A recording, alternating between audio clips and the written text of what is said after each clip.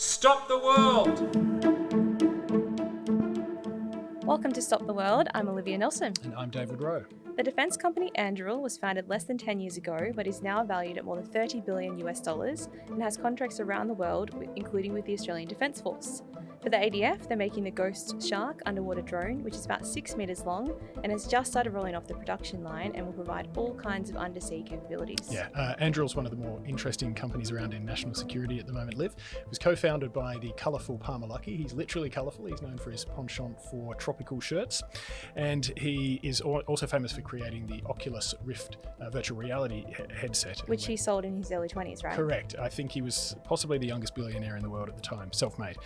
He went on to all sorts of fame and fortune, and then along with a group from the defence tech firm Palantir, including the now CEO Brian Schimpf, Palmer co-founded Anduril. So it's Brian who's our guest today on Stop the World. He's a great guest. So Brian's in Australia for the Indo-Pacific Maritime Expo at the International Convention Centre in Sydney, which is the same venue where ASPI's own Sydney Dialogue will be taking place in just a month's time. Grab your tickets while you can, folks. Yeah, Anduril's philosophy is basically to make stuff that works, make it quickly, make it affordably, and design it in ways that mean it can be built using a country's existing industrial capacity for years and years. That's important because it recognises that we may be entering a danger period sooner rather than later, and things like long delays, excruciating supply chains and dependencies, ballooning costs and so forth just aren't practical in this strategic environment. So Brian talks about all of that. He also talks about the need to deter adversaries by projecting a sense that you have the national capacity to be a difficult target not just for a week, but for years to come, so the costs of aggression rise. He talks about Ukraine and Taiwan as well as real-time examples. Yeah, and he also talks about being a company that, a bit like Palantir, in which Anduril has its roots, is unashamedly on the side of liberal democracies. So they're thinking about the long-term strategic needs of liberal democracies, and that's what's going to shape the world for the better, not just selling stuff in the here and now. Agree. And Brian also talks about the growing role of autonomy and artificial intelligence, your favourite topic, Dave. I see that it was left till the end of these voiceovers. Best till last. About the need to keep human decision-making in the loop, human-machine teaming, and about having software systems that actually process all the information that is coming in from millions of sensors around the world. Yep, it's a great one for the defence nerds. It was a really good chat with Brian. I very much enjoyed it. Just for full disclosure, I recently made a trip to Anduril's facilities in California, spent a couple of days touring there, and my travel was partly covered by the company. So that said, let's hear the thoughts of Brian Schimpf. Brian Schimpf, welcome to Canberra. Thanks for coming on Stop the World. Hey, thanks for having me. I want to start with an overview of Anduril, relatively new company. I think 2017 you co-founded it with Palmer and some of the others. Taking a new approach to defence industry, it's fair to say. I'm going to lead you a little bit down a particular direction here, but I'm interested in speed and affordability, about building a mass of force in a strategically useful time frame, and this idea of harnessing the industrial capacity of a nation so that it can sustain potentially itself for years during a crisis or a full fight. I mean, just talk a little bit about what you're doing and why it's new. Yeah, so like you said, founded in 2017, and there was a lot of principles when we got started that we really believe, but we've really leaned into this kind of class of next generation, more autonomous, lower cost systems. And so there's a lot of different parts to that. One is, the business model of how you can build them can be very, very different. You don't necessarily need to serialize it in the way these things have always been done, where the government carries all the risk. We've been able to lean in on our own dollar for building factories, co-developing capabilities, or just building them off balance sheet. And that's enabled us to scale to just a huge number of different capabilities very quickly. So we've got something like 20 different products, everything from smaller scale systems through to things like Ghost Shark that are a school bus size autonomous submarine. We're working on autonomous fighter jets. Huge span of capabilities. But this other idea was really around how do we think about mass production in a different way. My analogy for a lot of the traditional defense systems was we went down this path for a long time, which was technical exquisiteness was the most important capability. If we had a missile that was 10% better, could reach a little bit higher, a little bit further, find slightly stealthier targets, that was the right answer. And we asked industry to build these Swiss watch, luxury good missiles, aircraft, all these things. And they did it. They were responsive to that, but nobody asked the question, can you scale a Swiss watch factory? And turns out you cannot. And so in a lot of ways, this was, kind of inevitable, where we ran into this problem where you see it today. There are massive multi-year backlogs on these foreign military sales deals out of the US. And a lot of allies and partners seen worldwide are feeling like the urgency to rearm, the urgency to build capacity is very real. But the availability of actual systems they can acquire quickly is just not there, right? Like you got to wait 4 or 5 years to get a lot of these capabilities. It's a huge problem. And talking with folks in the commercial world, learning lessons from automotive, consumer electronics, we've pulled in a really interesting blend of people from both traditional defense as well as a lot of the commercial space. The reality is how mass producible something is really set when you design the systems. And if you design it with these commercial processes and you find smart ways to get nearly identical capability, but at a much more producible process, you can really scale quickly. You can lean into the automotive and industrial suppliers that do exist. You can take advantage of composites and metallic providers, all these different things that really the capacity is already there. You just got to be able to design your systems to take advantage of it. And when you look at like World War II, the US didn't, really was able to scale up very, very quickly, but it was because when you design these systems, they took advantage of what we could already make. Like that was the key, right? It wasn't, here's this super exotic material that is unmanufacturable, and that's the linchpin, right? And the reality with manufacturing is you can have 1,000 parts on a thing, and if one doesn't show up, you're still not producing.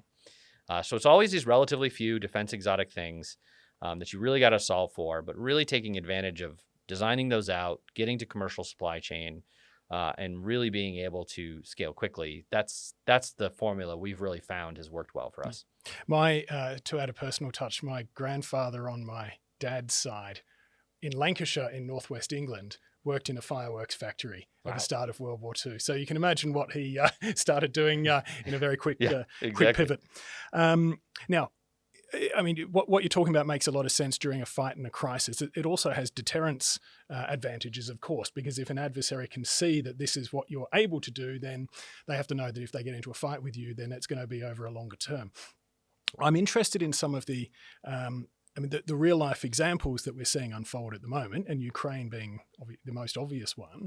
They've reorientated a bunch of their capacity, their national capacity to make drones, and that's been decisive in keeping them competitive for 3.5 years. In fact, I'd go so far as to say there's a real question about whether Putin would have actually invaded if in 2022 full-scale invasion if he had known that it was going to go the way it's gone. At the same time, we've got Russia sending cheap drones over the border into NATO countries, forcing them to deploy very expensive F-35s to match very, very cheap drones, which is not sustainable over the longer term.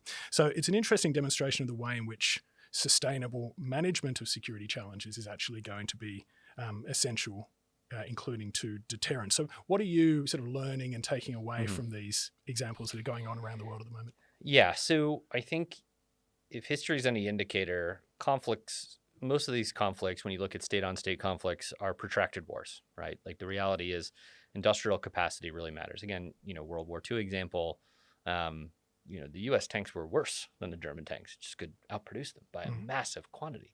And so the industrial capacity of this does really matter. And when you look at a lot of the, sort of war plans and the way kind of the different services think about these conflicts is the goal is to have it over in 2 weeks, but very few conflicts are over in 2 weeks. So the question of, what sort of happens after that phase is really critical. And this deterrence is always this capability and will. And I think the,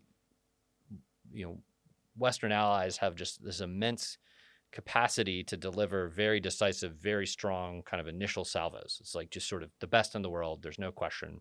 We can kind of do that very, very quickly. But I think there is a legitimate question of how long can it be sustained? If you're China, if you're Russia, that's a legitimate question, right? So, Ukraine's now producing something like 4 million drones a year. I think Russia's at like 5. A DoD official estimated that from the industrial base, they believe they can get to 100,000 drones a year. Seems like a problem, right? And so this issue is very severe, where most of the wargaming shows a lot of the key munitions are out in something like 8 to 9 days. Like it is a real problem. And why do most people start wars? Well, there's a lot of reasons, but I think the biggest one is they thought they were going to win. Mm-hmm. And if you can make it a little more clear that we have the will to fight back, that we have the capacity to do so, and not just the sheer volume of force we could bring to the fight, but the sustained political and industrial capacity to keep that fight up. Well, that is critical. In fact, I'd refine it to win at a politically acceptable cost. That's right. Right. Yeah, right. Exactly. And so there's the political dimension of sustainability on this as well. And I think there's been a lot of, historically, the sort of free market view of economics, in free trade has been the dominant force. But I think people are waking up to the realization that countries like China have intentionally manipulated that free trade system to create strategic strangleholds on the supply chain, right? And so this, the obvious example everyone points to is Xi exercising the restriction on rare earth magnets and the massive impact that has had. The U.S. utilizing, high-end GPU export controls. Like all of these are instruments of, national security that are becoming really important. But the West has not had a practice in thinking through this industrial policy question, right? Which is, I need to not just say free trade is the ultimate goal, but a degree of sovereignty, control, and assurance that I have, not just for defense purposes, but commercial purposes as well, the ability to deleverage any of these adversaries I'm dealing with is incredibly important. And so I think defense, when we look at this, there's a lot of things that we can do directly, right? Like we can tap into these commercial supply chains. We can look for alternative supply. We can have a much more scalable approach. That creates a lot of benefit. You then have a set of things that defense alone cannot solve. The volume does not exist. The demand does not exist in a sufficient quantity to solve rare earth magnets, to solve lithium production, to solve germanium, right? Like all these things are quite critical. And so I think there's got to be kind of a whole of government approach in all of, kind of the allied countries really around this question of how do we mutually assure that the supplies we need will exist, particularly upstream as you look into these supply chains, and that in a time of crisis, we are not going to be collapsed economically, that we have a more resilient, kind of holistic strategy to this. Yeah. I mean, it's interesting to be even thinking about these things from the point of view of a defense company. One might think that as a commercial entity, your job is to just provide capabilities or, provide particular platforms, provide ammunition, whatever it might be. I mean, just the fact that you're thinking about these sorts of things as, very upstream raw materials in that case, like critical minerals. I mean, I just reflect on that a little bit more for me. Yeah, I mean, I think, our sort of view is, one, there's just straight like kind of commercial interest in this, which is we've got to be able to produce these systems. And so if that means we've got to go stockpile germanium or go strike deals with people doing mining and, refining operations, hey, we'll do it if that's the right strategy to take. But I think there's a broader responsibility that we're typically never asked for, which is a question of how would you be resilient in a time of a crisis? And that is not something that is ever written into a contract. Nobody knows how to really measure that. Yeah. Even the data to get at that question is very opaque, right? And these supply chains historically have been incredibly deep. So our strategy on this is, if the historic strategy is I buy, kind of my avionics module and my control module from these vendors, and then they have then sub-vendors and sub-vendors and sub-vendors, you might go back 5, 6, 7 layers deep before you start getting to this question of, assured supply and raw materials. It lengthens your lead time. It makes scaling much harder. And you have a really critical problem. What we've kind of tried to do is pull in more of that design so that we can work with a broader base of suppliers that are a little bit closer to the problem. And we can start to get a little more transparency around this question of what is actually scalable for both our own commercial purposes. How fast can we ramp? Yeah. How quickly can we respond to these things? We don't want 2 to 3 year lead times on this. We want 3 to 6 month lead times. So that becomes really critical. But then this question of wartime, I think, is an obligation that every defense provider should be really looking at, right? Like if we do not understand the realities of what will it take to sustain this industrial scale during conflict time, well, whose responsibility is it then, right? And if we have the best firsthand knowledge, then we should be obligated to do this. Now, nobody asked us for this. I would love to see it in contracts. I think it would be something that would be very healthy. I don't know what I would write to put that contractual clause in, but it's a really important concept. But I mean, this idea of taking responsibility is a really interesting one. I mean, I think something like supply chains, for instance, they are inherently geopolitical, and the recent rare earths deal between Australia and the US is a classic example. We are working together to deny China its ongoing stranglehold over something that is clearly being willing to weaponize. So what you're talking about there ties in quite well to me with this idea of almost sort of, I don't want to say patriotic industry, but industry that does actually take a position in geopolitics. Now, obviously US companies during the Cold War, worked with the US government very closely.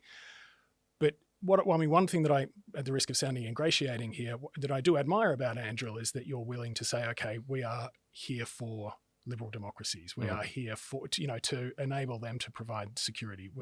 We are actually taking a position on these things.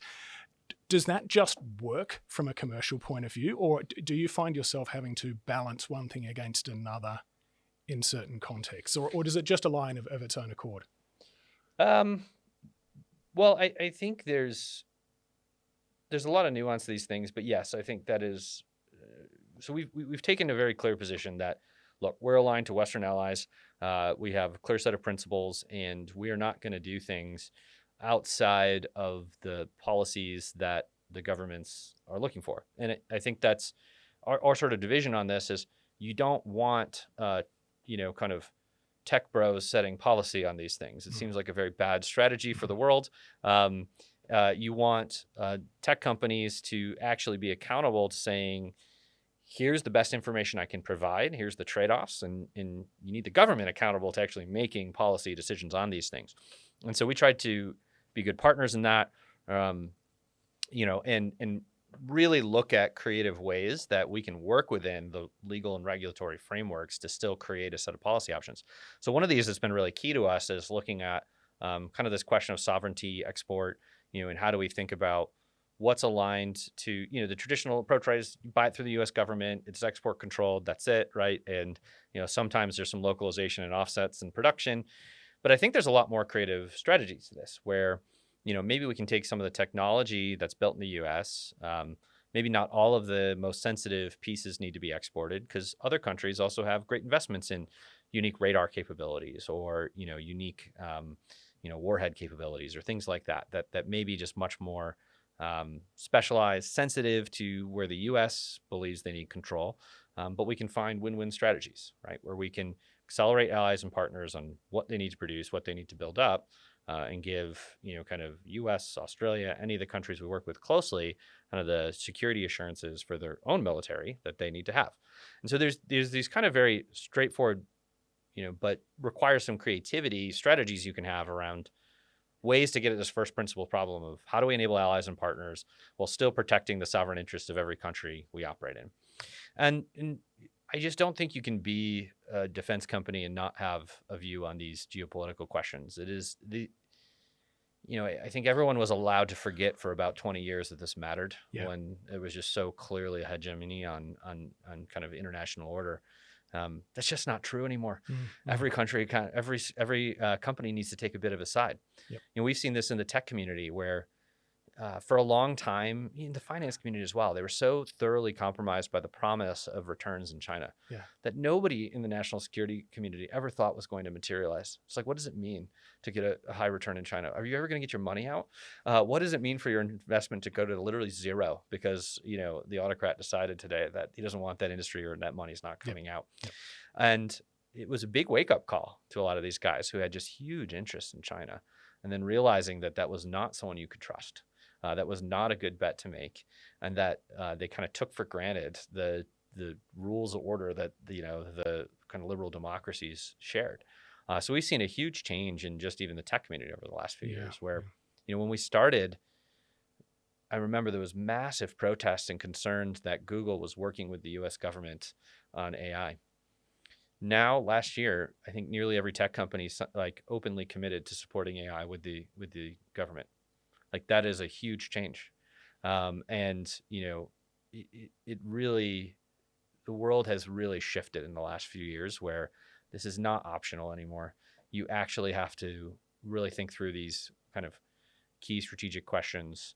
The government's getting more sophisticated. The companies are feeling more responsible, and there's just a much greater alignment around, not taking for granted the countries that have provided so much peace and prosperity.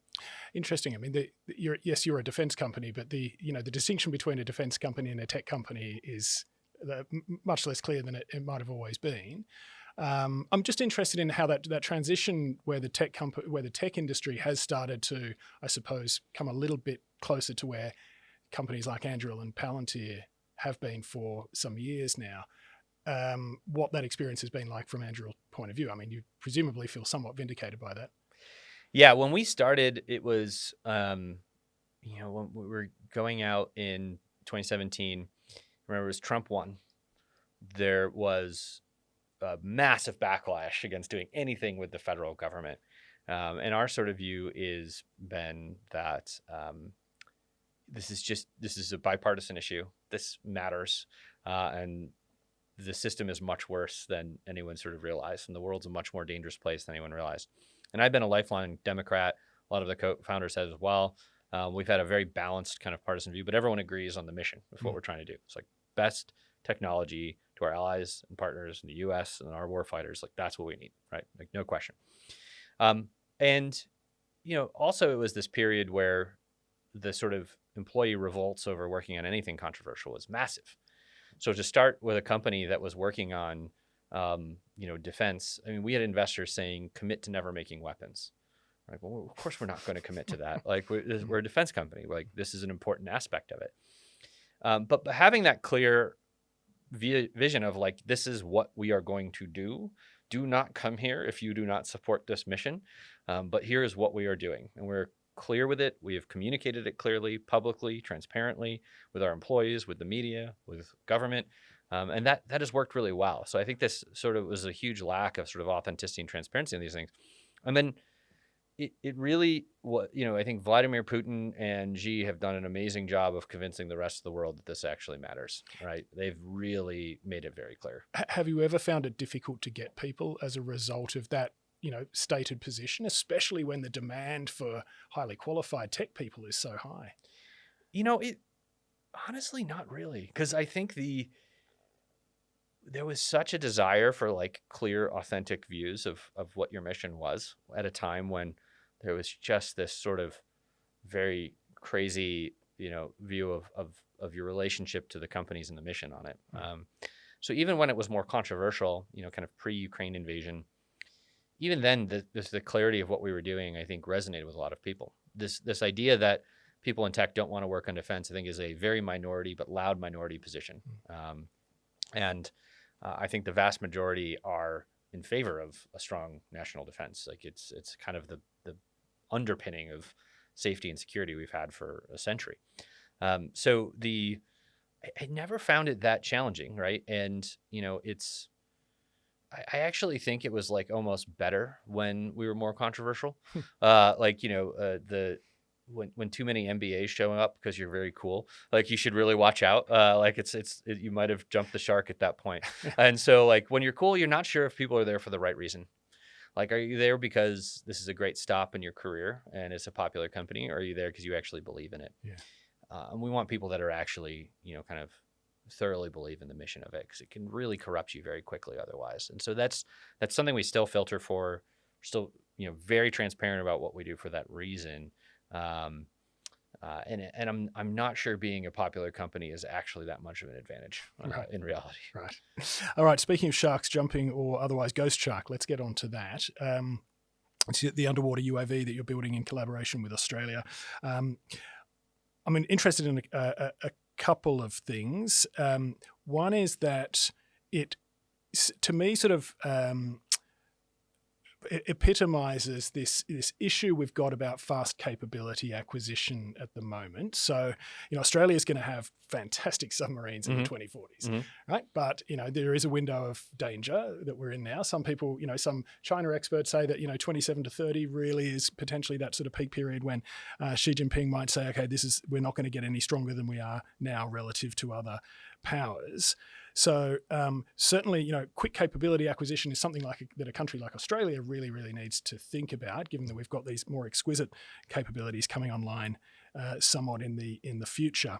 I'm interested in your views on that and how Ghost Shark sort of fits into that, but also just in broad terms, as much as you're able to in a obviously an unclassified podcast, give us your thoughts on why Ghost Shark is useful for Australia, given its geography, given its strategic challenges, and so forth. Mm-hmm.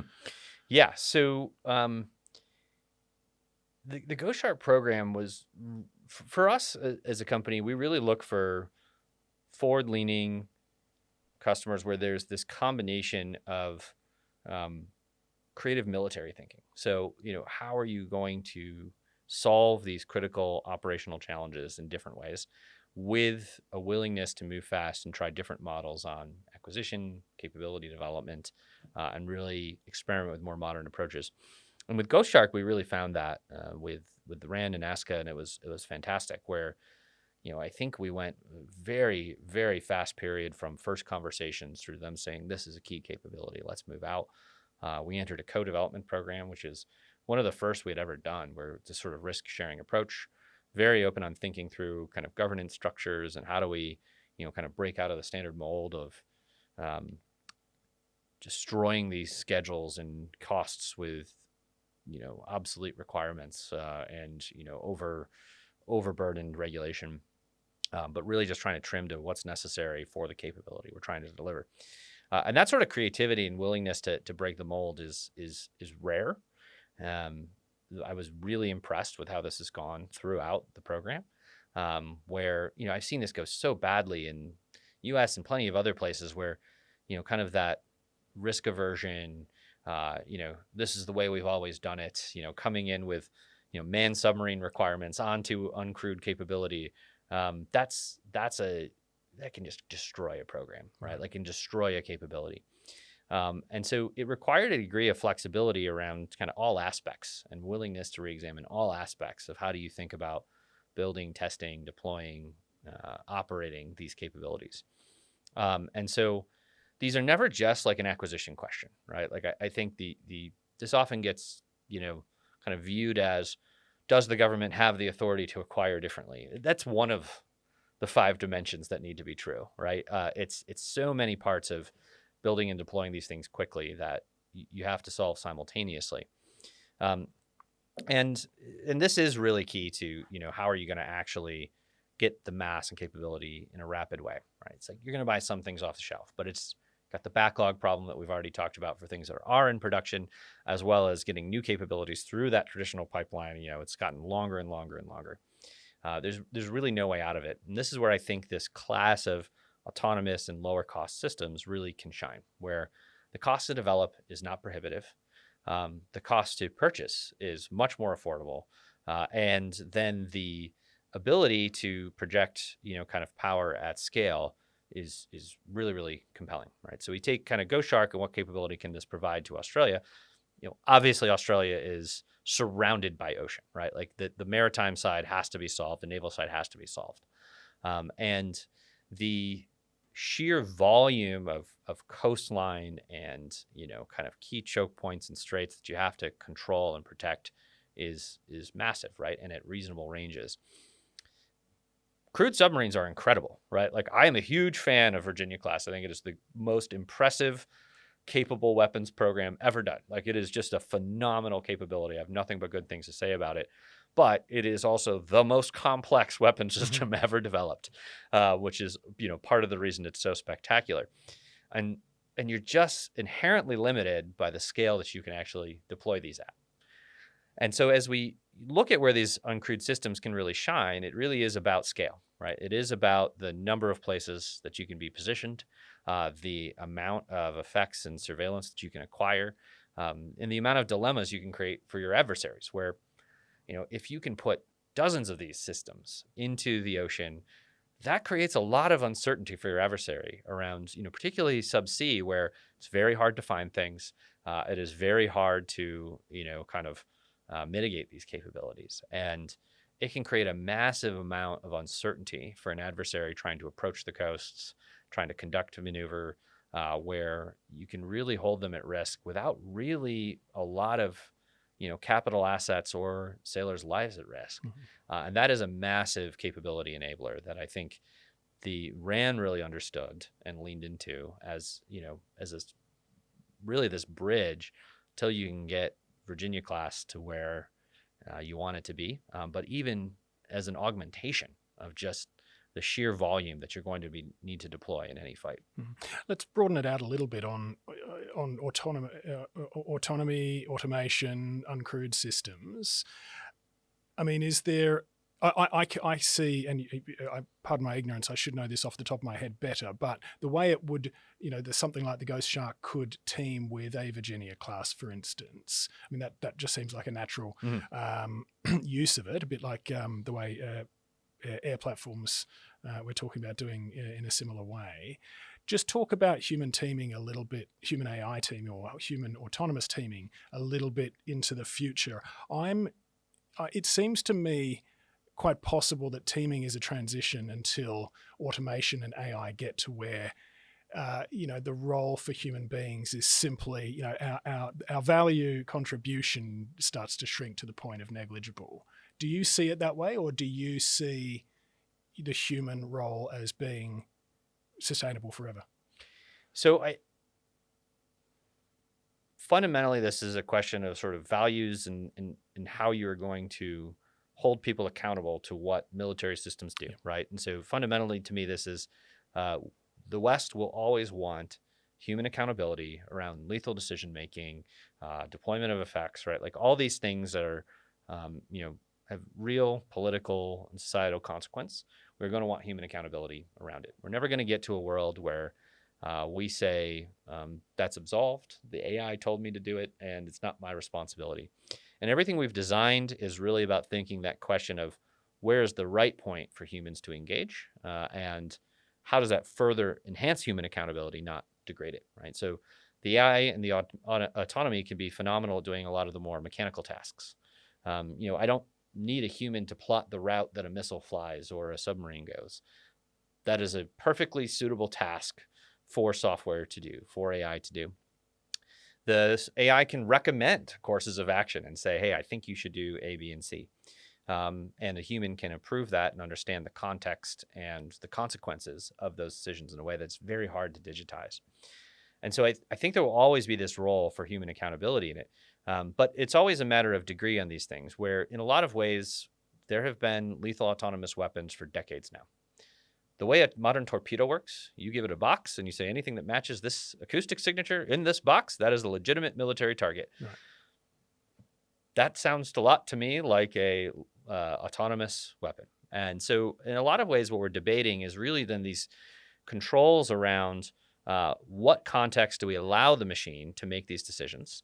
What are the rules of engagement, and how much freedom and latitude do you provide it, right? And then where does the human decision-making and human accountability really come in?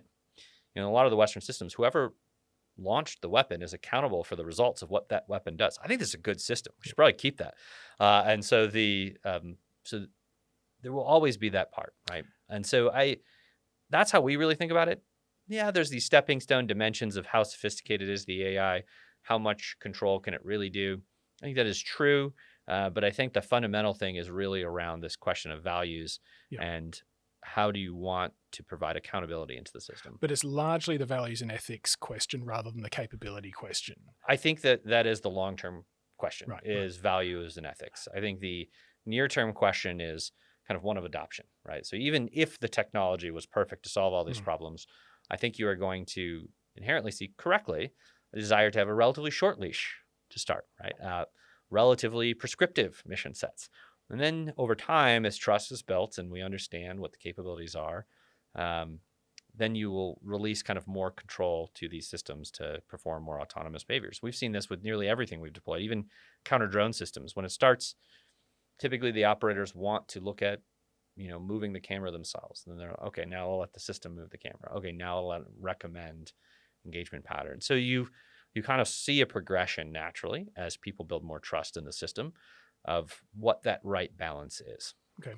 Just back on Ghost Shark for a moment. It's described by Anduril as a sovereign undersea capability. Just explain to me what sovereign means in that context. Does it mean that Australia can do everything on its own at some stage in the for the foreseeable future, potentially including one in which something happens in the Australia-US alliance, for instance, hopefully not a political collapse, but something else might just mean that Australia needs to do it on its own for some defined period. Yeah. So for us, the team that designed Ghost Shark is based in Australia. It's Australian engineers. We have tight collaborations with the U.S. counterparts, but all of the core design expertise resides in Australia. The production capacity is based in Australia. We can fully assemble these Ghost Sharks here. And the supply chain, there's a degree of, kind of AUKUS components to this. There's some UK suppliers and things like that. But, the vast majority of the metallic components, the composites, the battery systems, core electronics assembly, all of those pieces, we've built out an Australian supply chain around this. So the ability to actually produce independently of really nearly any other country is quite high. And so so for us, sovereign means kind of that independent ability, a mindful understanding of where those interdependencies exist, and something kind of acknowledged by the government of, yep, this looks correct in terms of the interdependencies I want to have. And so for us, it's very much about creating the ability for Australia to act quite independently as needed. There's several payloads that I don't get to be briefed to. I'm not in Australia. Right. So that's perfectly fine with me. I think that's a good thing. Mm-hmm. Good. All right. One thing we haven't talked about yet is Lattice, which is really the core of your company. That's the software system that there's essentially a command and control system. Just talk about how that forms the core and how you sort of build around it. And interestingly, I mean, will Ghost Shark employ Lattice? Is it? I don't think Lattice is just for Anduril capabilities, correct? You can use it for other things as well. But just talk a little bit about the role of Lattice. So stepping back slightly, the way modern software has been built in Silicon Valley is this idea of these very general purpose platforms, and these are a lot harder to build with quality than most people would appreciate. You have to build immense tooling around your development infrastructure and simulation. How do I test my software? I have to simulate sensors and autonomous behaviors and all these network conditions, all these different pieces. I have to build all this tooling and instrumentation for monitoring and deploying all of this, controlling configurations. There's just an enormous amount of software you end up having to build. And that is below sort of the tip of the iceberg, which was what people, kind of think of with these, which is I get a drone to go from point A to point B and do a mission. So the complexity of these modern software stacks is just immense. And so really every major tech company has thought about this as, how do I share that load across a number of different capabilities and build these kind of very flexible software platforms that allows me to tailor to any application. And when we look at the span of problems we're trying to solve, it's really this question of, how do I build for a world where I have much larger numbers of sensors on the battlefield, of drones on the battlefield, subsea, in the air, and I'm pairing those with manned systems. So solving all those fundamental problems. And that's how do I think about networking these? How do I use AI to process that information at the edge? What's the right way to move that information around to create this holistic picture of a battle space? How do I express an intent to a robot? Like, what does that mean? And how do I represent that in a digital way that can be transmitted over a network? How does a human want to interact with this, right? What do I want to see? What decisions do I need to make? How do I make sense of an increasingly complex battlefield? So we have this view to where a lot of these future battlefields go. Much more systems, much more disaggregated. Everything is networked, but you have constant jamming. So how do I have resilience baked into that? And I need to create this transparent picture as best as I can for all the information I can get. And that at the core is what we've tried to build Lattice to solve. Now, obviously, making a subsea drone is very different than making a small quadcopter, is different than making a fighter jet, and it's very different than talking to a manned F-35. So the literal components, those vary from project to project, right? And but that core infrastructure around, how do I network this, represent information, and think about managing it, that is shared across. And so Ghost Shark, nearly everything we do has these kind of core lattice pieces into it. And the greatest part of this is because we've shared this code base across so many systems, all those learnings fold back in, and we can provide these updates to every system as it gets smarter, better, and we take all those learnings and distribute it across the whole fleet of all the capabilities we're building. I mean, I find the idea of eyes, ears, and brains to be a useful analogy, just to sort of more instinctively grasp it. I mean, if I had 10,000 eyes and 5,000 ears, that might sound great, but if I've got one brain, unless it's supercharged in some way with AI, which may come down the track. And I suppose, I mean, actually, let's talk about that for a moment. What's the role of AI in Lattice, and what's the role of AI going forward, do you think, in managing all of that sensor data, all of that sort of decision-making complexity, which already exists for warfighters, but is going to become more and more, I suppose, potentially overwhelming unless we manage it well with AI. Just tell us a little bit about the role of AI there. Yeah, so I kind of think, I always like to simplify these problems down a little bit. So like, what are you really trying to do for the vast majority of kind of military applications for what you're trying to do with these sensors? You're trying to figure out where your friends and allies are. So where's the blue force? And you're trying to figure out where everything else is in the environment. So what's the map? Where's the bad guys? What are they doing? And how do I find them?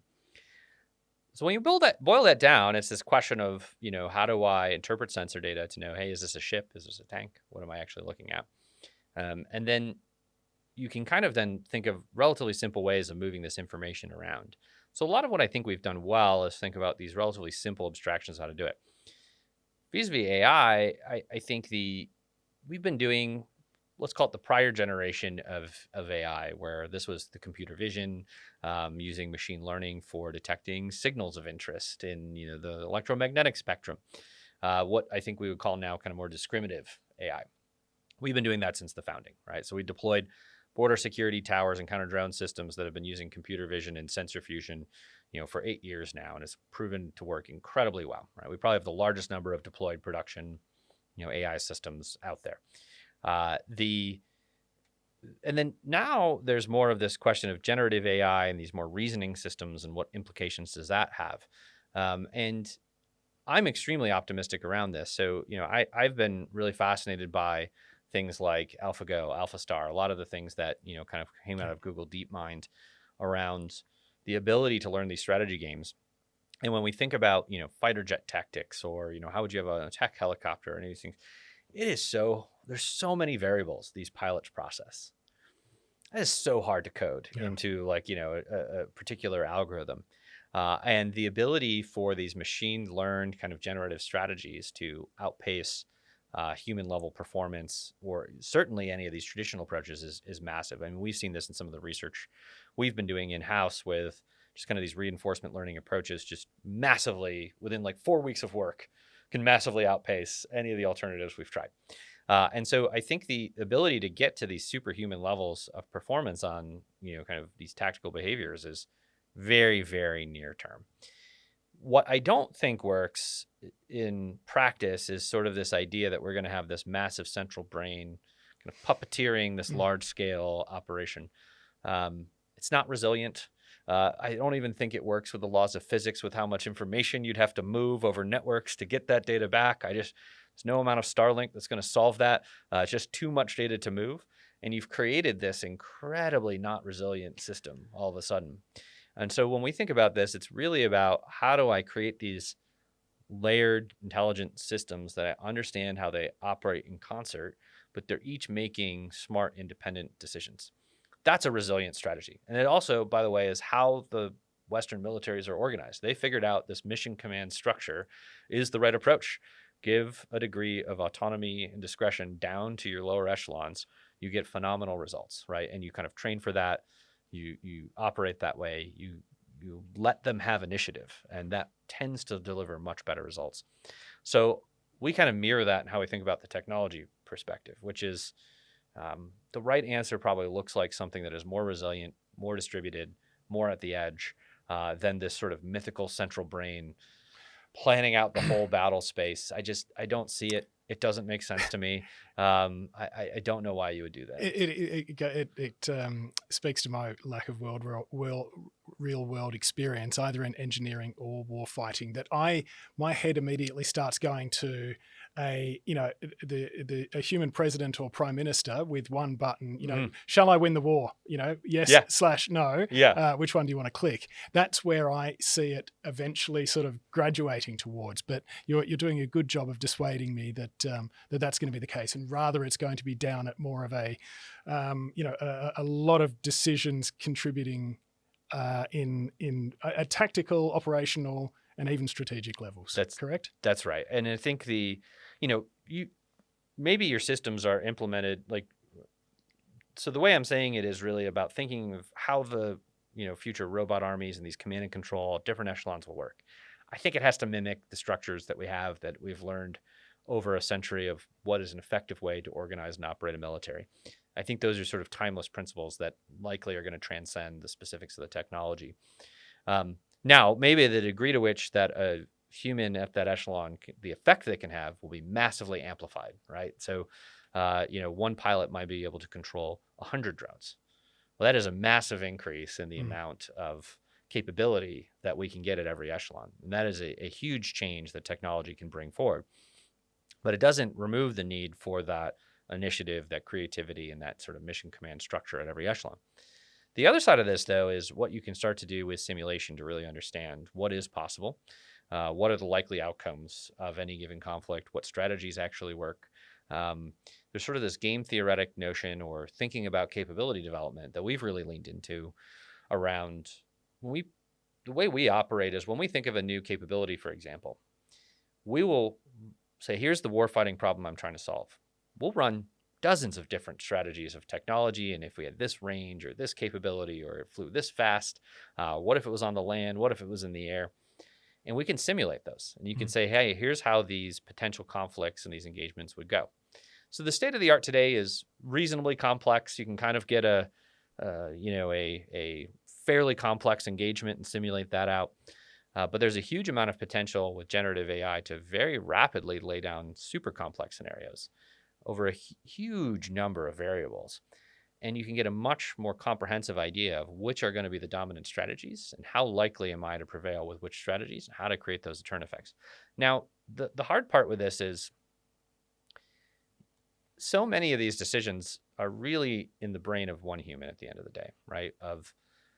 Will China invade Taiwan? Well, you can do all the military analysis you want, but ultimately Xi will have his reasons for doing it or not doing it based on his perceptions of likelihood of success, the political reality around him, and what he needs to do.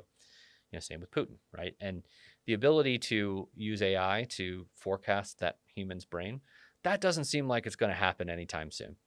And so I think that the goal we think of with these things is really around, what are we trying to construct as a company? We're trying to provide that capability dimension in that deterrence equation.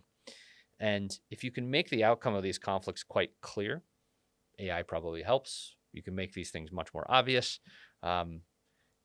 That is a good thing, right? Like that is what we are trying to do so that conflict does not happen. Yeah. And that's ultimately what I think our goals and ambitions are on these things.